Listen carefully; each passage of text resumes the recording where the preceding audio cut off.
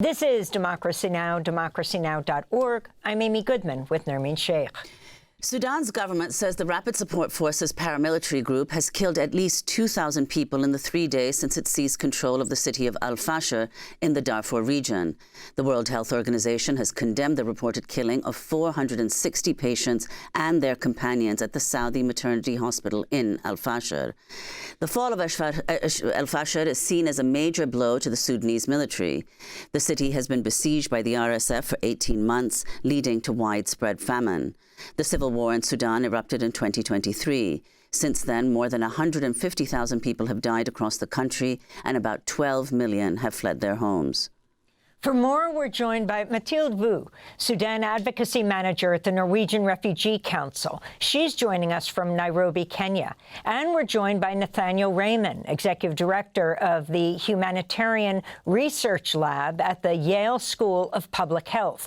The lab has been monitoring Al-Fashir for the duration of the siege. Welcome you both to Democracy Now! Mathilde, I want to go to you first. Have you reached Norwegian Refugee Council workers on the ground in Al-Fashir? What do you understand has taken place? Can you talk about what you know of the Saudi hospital and the hundreds killed there?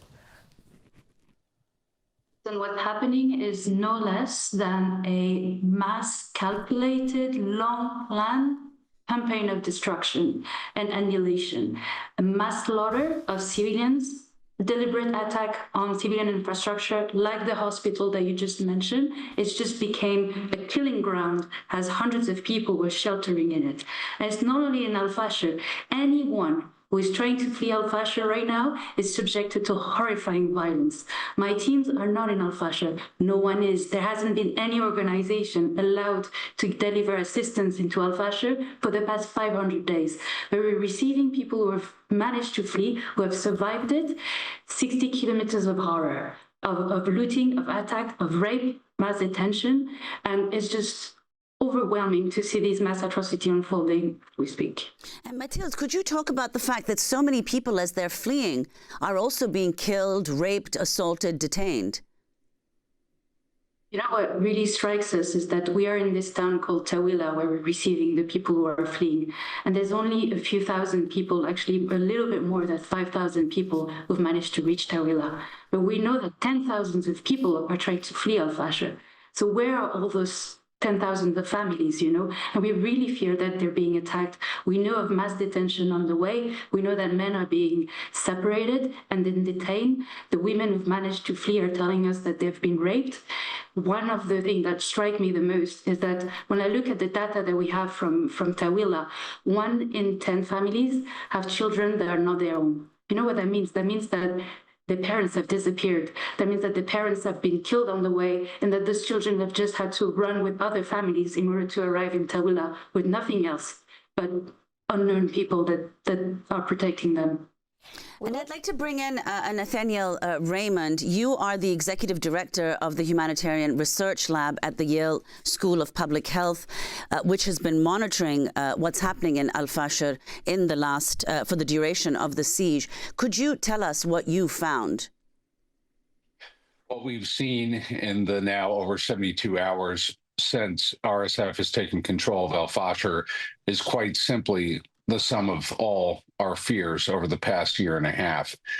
We see clear evidence of house-to-house killing, as evidenced by the appearance in the street and by the berm, the earthen wall surrounding Al-Fashir, of objects that range from 1.3 meters to 2 meters in satellite imagery. Why that's important is the average human body, when laid on the ground horizontally, measures between 1.3 to 2 meters.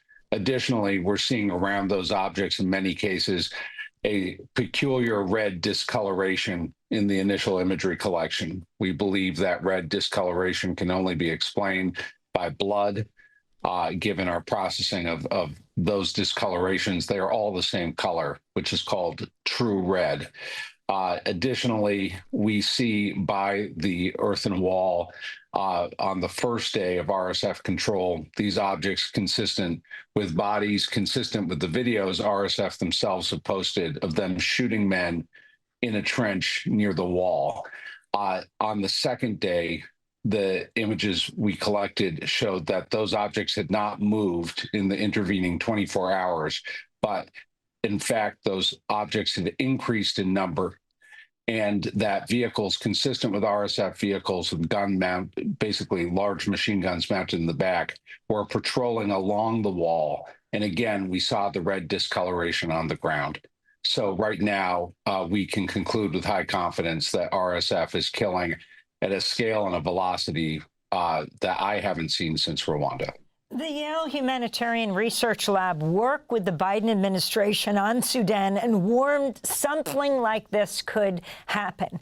Can you elaborate on this and also talk about the role of the UAE, the United Arab Emirates? Tell us who the RSF are. Thanks, Amy.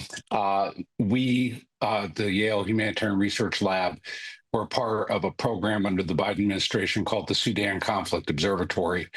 In the summer of 2023, we privately met with the United Nations Security Council and warned them that Al-Fashir could potentially be under siege within months. And if Al-Fashir fell, it would result in mass killing of civilians. Additionally, we sent an emergency warning within the Biden administration, which rose to the level of the National Security Council and the highest levels of the U.S. intelligence community, saying that we believed Al-Fashir was in danger. We reiterated that warning internally in the U.S. government in the fall of 2023. We became extremely frustrated with the process within the government about how the threat to Al-Fashir and other populations in Darfur was being handled. And so we did not renew our contract, and we left to go independent in the winter and spring of 2024 when the siege began in Al-Fashir. And so the point you bring up about the United Arab Emirates is critical for people to understand. Robbie Gramer and a team at the Wall Street Journal reported what I think is the most important story in the world right now on Monday, which is that U.S. intelligence assessments that they have seen shows the U.S. intelligence community knew that the United Arab Emirates, a U.S. major defense partner, that's an official designation, has been arming the rapid support forces, and that arming has increased in recent months, including with weapon systems that the Wall Street Journal identifies that our team at Yale had identified in the fight in Al-Fashir. So what we know from the Wall Street Journal is U.S. intelligence knows that a U.S. ally has been arming the group committing acts that are tantamount to genocide in Al-Fashir. Well, Nathaniel, one of the things that's interesting or perplexing about this is that whatever ceasefire talks have occurred so far on Sudan have occurred under the auspices of the Quad, which includes the U.S., Saudi Arabia, Egypt, and the United Arab Emirates. So given that it's so transparently party to the conflict, how does one explain that? One explains that by simply saying that Western relations with the United Arab Emirates have mattered more than the lives of the people on the ground in Al-Fashir for the entirety of Sudan's civil war.